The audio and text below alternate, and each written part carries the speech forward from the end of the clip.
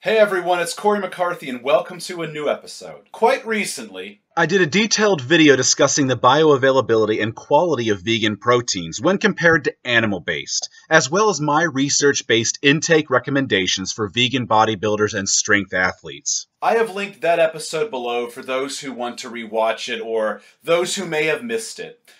This video is sort of a follow-up to clarify things one step further.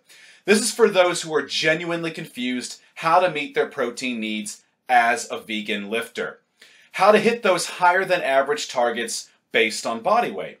First off, I want to reinforce that my protein recommendation is based on lean body weight, not total. You will need to get your body fat percentage analyzed by DEXA, BOD-POD, or the relatively less accurate methods of bioelectrical impedance analysis or calipers.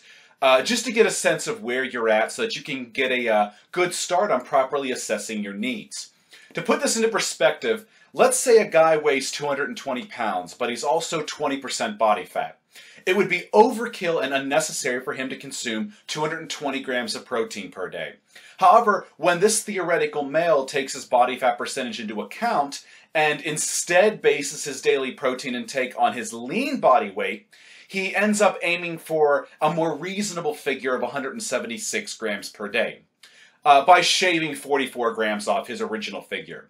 So there's my first tip, to eat for your lean weight, not your total. Another issue I notice, people not taking into account that protein is in pretty much all whole foods. I think people get caught up in over-categorizing food. For instance, tofu is a protein source, or fruit is a carb source, or nuts and seeds are fat sources. They forget to view these foods as whole foods, and as such, much more than just one individual macronutrient. And this certainly may be important for new lifters, or more specifically new vegan bodybuilders to realize.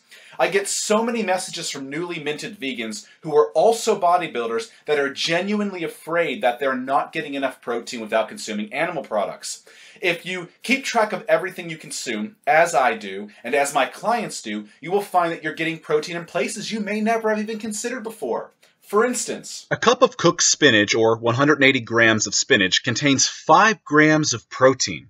And broccoli contains 2 grams of protein per half-cooked cup, so 4 grams in a full cup. Hell, even fruit has protein. One medium-sized banana contains 1 gram. It all adds up over the course of a day. I don't think many people even consider this. On an average day, I currently consume 6 bananas, 2 cooked cups of broccoli, and 2 cooked cups of spinach. This means I get 24 grams of protein from my fruit and veggie intake alone. That's equivalent to 1 scoop of your average protein powder. As I said, it all adds up. And let's say you're also eating popular starchy carbs like rice or oats. A cup of cooked white rice, or 158 grams of white rice, contains 4 grams of protein. And a cup of cooked oatmeal, or 234 grams of oatmeal, contains 6 grams of protein. Better yet, a cup of cooked quinoa, or 185 grams of quinoa, contains 8 grams of protein. Really, everyone, keep this in mind. If you're getting protein from all over the place, actually. Not just the foods you commonly categorize as protein, like tofu. Even a condiment like soy sauce contains 2 grams of protein in 1 tablespoon. So my second tip, track your protein intake from all foods that you consume. Even look at the labels of your condiments and sauces. Keep a food log. Beyond those sources of protein that you likely haven't even considered, there are the heavy hitters. These will make up the lion's share of your protein needs as a vegan strength athlete.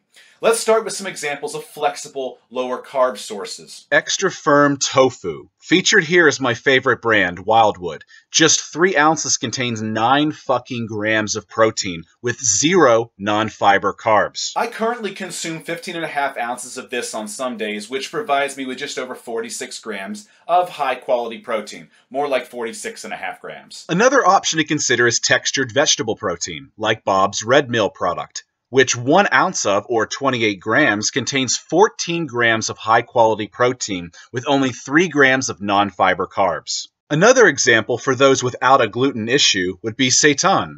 Just 1 ounce of seitan contains 21 grams of protein. That's 7 times more protein per ounce than extra firm tofu. Now, if you have some carbohydrate wiggle room, you can consume highly protein-rich foods like tempeh, which contains 31 grams of high-quality protein per cup. Or soybeans, which contain 29 grams of high-quality protein per boiled cup. Or even black beans, which contain 15 grams of protein per boiled cup. I could go on, but you can search Google if you need analysis of other foods. However, I think you get the point. It's not hard to meet athletic protein needs, even very cheaply, as a vegan. You can even utilize mock meats, like Beyond Meat grilled strips, which contain 60 grams of protein per package. Protein that is sourced from pea and soy isolates, by the way. Very high quality sources of protein.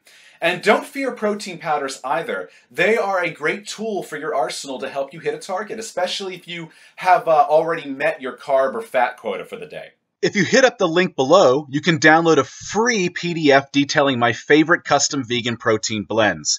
The soy, pea, and rice mixture provides 26 grams of low-carb and low-fat protein per scoop. I tend to consume 1 to 2 scoops of that blend post-workout or in a smoothie during the day if I'm on the fly. So definitely check out that free PDF. Again, it's linked right below. And that's really about it. So let's rehash. 1, base protein needs on a goal, like bodybuilding, and your lean body weight, not total. 2, take note of the protein in all of the foods that you consume throughout the day. You might be surprised what you've overlooked. 3, add any of the myriad of high-protein vegan food options to your bodybuilding diet, be it soy foods, seitan, a variety of beans, or even mock meats. 4, don't fear the use of vegan protein powders as needed. Now, don't base your diet on them either, but no need to utterly avoid them. And while on the topic of vegan nutrition, I'd like to take a moment to mention that we have a special offer running over at the Vegan Muscle Academy, which you will find linked in the description below. The Vegan Muscle Academy has been growing steadily over the last 2 months, and members have been achieving great results. So definitely check out that offer. Also, I'd like to mention that by popular demand, I've begun offering a number of private coaching services for diet and training. I've also linked that below for those who might be interested in my private assistance. Anyhow, I hope all of you have enjoyed this episode. I feel it had to be addressed. If you have, please like and share it so that others may benefit. Furthermore, please subscribe to my channel to keep on top of the twice weekly content. And otherwise, until we meet again.